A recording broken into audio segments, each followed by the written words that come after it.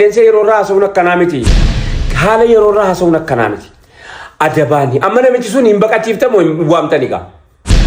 waan keenya jira idduma hunda jira kan waan jedhe sin beene kan waan jedhuuf hin beene kan akkatti jedhan hin beene gariin mu waan jedhu beeke kay akkatti jedhu wallahi dhalootuma akkamii dhufee dabarfatee nuun hin jettu ijoolleen keenya siin fuulduratti dhalattu dhalootuma haasaan beeyni akkamitti maaliif taanama maaliif masjiida tokkoon safarame haasaama yeroo haasaamu tokko lammaffammoo haasaan nama deemtu جلت جلالتي يعني أبريت إبراريت والسلام عليكم ورحمة الله وبركاته. قناة البركة تقدم. ما هي البركة؟ البركة هي جند خفي من جنود الله يرسلها لمن يشاء من عباده، فإذا حلت في المال أكثرت، وفي الولد أصلحت، وفي الجسم قوت، وفي الوقت عمرت.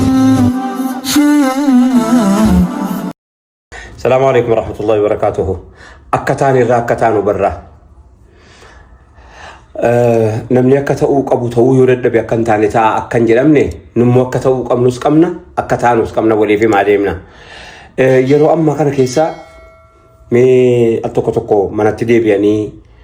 akkamittan jira ofiin jechuun akkamittan qaraasaa jira ayyuhal ulamaa keessatti ulamaan faan warri waa barsiisaa jirtan bu'aan namni wona argadhe maal faadha waan barsiisee facaafadhe kanarraa hammam tokko hammataa jira hammam tokko tan munaadi maajira barakana godhataa jira jechuun kunis bareedaadha ulamaan gadi yaadachiisattaa juma yaafe qaraa jiraachuu malee namni gariin maaliif akka qaraa jirullee beeku silaa beekee gaari silaa beekanii kanaanii qaraanii bakkuma sana geeffatu sila almuhim waan jechuu barbaade imaamotaa xiqqoo isin dhaamsa ta'u gabaabduu tokkoon imaamotaa qaba hee imaamotaa'ee imaamummaanii fi daa'ii yookaan immoo nama lallabee haasaa gaarii namatti haasa'amu jechuun walitti namaan kennamu imaamummaa ulaagaa mataa isaa qaba akkuma beekamu ulaagaa mataa isaaniitiin imaama ta'uun keessan hin mala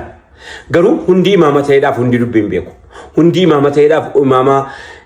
masjiida keessaniin hin safaramu islaamummaan hin safaramu islaamummaan alkan addunyaati islaamummaan Chili Uruguay maal maqaa isaa dhuma biyya lafaa debuu Ameerikaadhaa erga jalqabdeni hamma dhufe kun Madaagaskar ga'utti hamma eessaa ga'utti islaamummaan kan addunyaa guutuuti malee islaamummaan isa ganda tokkoon safaramu miti masjiida tokkoon isin safaramu yeroo waa himtanu masjiida keessan qofitti maaliif mataa keessa qabattanii waa himtanii jechuudha maafan isin ceephaan jiru moo na yaadachiifataa jira waa ofii abbaanumatti mataa waa ofii abbaanuma yaadachiifata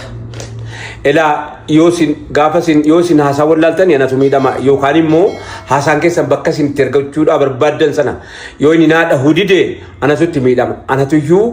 egir hasaan ku yeroo hunda taa umurii guututa yeroo zabana hunda jiraata akka durii sanallee lafatti waraabame yookaan lafatti hasaame badaan jiru hin jiraataa jira kanaaf dhalli dhufu yeroo namatti waa himtanu akka qoraanii yookaan akka ibichaa namachi coonfuurra akka islaamni usluban qabuma kanaaf imamummaanii fi du'aatni adda ayyuhal du'aat mee du'aatni maaliif naannoo garii irraa bahuu dadhabe yeroo ammaa kana keessa du'aata hammuma murtoofte si durii qofitti maaliif hafe du'aanni afaanuma hundaan afaanuma naannoo adda addaa keessaatiin baharraa du'aatni maaliif du'aatni inni silaa mul'achuu qabu dhokate du'aatni hammi mul'achuu hin qabne silaan qabu silaan jiru du'aatni hundi mul'achuu qaba silaa garuu warri mul'achuu haqa godhatu maaliif dhokfame maaltu irra ciqilfate ilaamee imaamota du'aata meeqa nu baafte yaa warra masjidatti imaamataate jamaa hamma wanaa sagadu qabda rabbi sii kenne bor itti gaafatamta ittiin gaafatamaanis qodan keessaa qaba ammuma walirra yaadannu walirraa gaafanna ijoollee haasaa beektu isinirra haasaa beektu narra haasaa beektu imaamicharra haasaa beektu aalimarra haasaa beektu jirti bara uumamaan qalqaadhaan nu baaftanii yeroo isin bakkuma khutbaa keessanii khattabdanii buutanu masjiidarraa ijoolleen haasoftu maaliif waajjirri tokko iyyuu dabballee qaba masjiidni dabballee qaba dabballeen islaamaa moo du'aata keenya nuti dabballee keenya isini kaabinee islaamaa isa masjiidatti walga'ii torbaanii nu gaggeessu kaabinee namni utuu waamamin azaanii dhagahee dhufutti khutbaanu qopheessanii torbee darbe akkam turre torbee kana akkam ta'uu deemna wanni bade kana wanni tolu kana isinitti jettan khutbaachuma irratti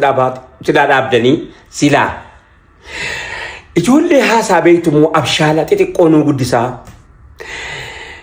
ijoolleen isiniin guddachuudhaan rabbii biratti waa tuullanna silaa ijoollee haasaa beektu gannu baaftanii moo haasaa beektee jennaan irratti qirfatame laata isini mo jabduudha irra ciqilfattanii isin jedhuwan wanni kan has jiran jedhu yoo mo jiraate mo ciqileen keessan irraa nuuf akka jechuudha man dhaammadha islaamummaan PLC keessanii miti amantiin islaamaa jaakeetii keessanii safarameen hodhamu amantiin islaamaa Itoophiyaadhaan safarameen hodhamu Itoophiyaadhaan safaramee miti kan inni jiraatu addunyaadhaan jiran kanaaf adiyaanni addunyaa kana keessa jiru wanni challenge nama godhu yeroo haasa'u amantii biraan na dhaggeeffata ummata biraan na dhaggeeffata yoo jettan maal qaba nama kana na dhaggeeffata wallaalaa na dhaggeeffata nama kana irratti focus godhee barreessee jiru na dhaggeeffata hayyuun na dhaggeeffata deegaan na dhaggeeffata beekaan na dhaggeeffata darreetu na dhaggeeffata gowwaatu na dhaggeeffata abshaala na dhaggeeffata jedhaa'utu haasa'ame bareennu sila intoluu ish masjidni tokkorraa yoo du'aa ta'uumaa isaatii leenjisaa biraa dhiisee nu leenjisee gannu baase maal qaba masjidni tokko hadha nama haasa'u qabaate antii baree waa'ee masjida isaa kana dabballee masjida kanaa isuma silaa ta'e maal qaba dubartiirraayis durba keenyarraa ijoollee keenyarraa ilmaanirraa eenyutu nu oomisha gaa yoo imaamni masjidaa nuun oomishni imaamni masjidaa jechuun jaanxilaa guddaa namni hundi jalatti walitti qabamu jechuudha imaama masjidaa jechuun dibaabeedha dibaabee gaaddisni isaa namni hundi jala taa'u dibaabee beekaaf wallaalaan jala taa'u jaran manni keenya bal'aadha nama hunda ol galchaa ma akka nama hunda ol galchuu godhan yeroo waa himtanu akkitti waa himanu akkumti imaamnitti waa himu naannoo tokko miti silaa of bakka buuta silaa jechuutti immoo ati imaama yeroo imaama taatu moo biyya bakka buuta la biyya bakka bu'uuniif of bakka bu'uun tokko miti akka raayyaa yookaanis immoo akka nama biraati miti yeroo biyya bakka buutu haasaan bilchaataan haasaan dagaagaan haasaan bargaagee jechuun namni gadi namni afaan kana isaa fidee jedhu jira bargaagee jechuun naannoo keessatti wanni tokko innaa dagaagee ka'e yeroo bargaagee immoo caayaa isaa wal ga'a gaaddisa isaa guddaata bargaaguu jechuun akkana dagaaguun jechuun immoo guddisuu damee adda addaa baasutu dagaagu jedhama bargaaguun immoo wal hidhee akkana inni guddate bargaage jedhama kanaaf namni tokko namni jecha kana isaa fidinaan jettu sinumaan argaa haa ta'u rakkoon qabu inni akka kanaanan dhibu'an dhalootatti itti dhalata yoo sii galuu dide namatti itti dhalata gara fuulduraatti ani inni hin barbaade dhalootuma akkamii dhufee dabarfatee nuun hin jettuu ijoolleen keenya siin fuulduratti dhalattu dhalootuma haasaan beeyni akkamitti maaliif ta'a namaa maaliif masjida tokkoon safaramee haasa'ama yeroo haasa'amu tokko lammaffaa immoo kondishinii qilleensa yeroo